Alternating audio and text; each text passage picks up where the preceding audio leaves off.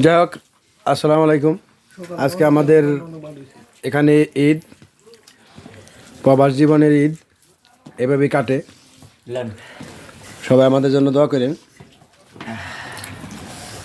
ওই যে এই লোকটা কেমনে খাইতেছে, খাও খাও খাও খাও খাও, এদেশে খাও তো, এদেশে কি লাই সবার সাথে ফিরে হোটেল জীবন পয়সা থাকলে খাওয়ানো কিরে তুই কি দিয়ে আছে মাংস ছোটো ছোটো বড় বাগ করে দাস কে এক মিনিট দিবি খালি মার কি খাওয়াই বিপ্লব ভাই? আলহামদুলিল্লাহ আলহামদুলিল্লাহ ধরো মুরগি মাংস ধরো আলহামদুলিল্লাহ আলহামদুলিল্লাহ। পাতিল গিরা এই যেমনে খানো এই যেমনে হ্যাঁ হ্যাঁ কি করবো খাইতেছি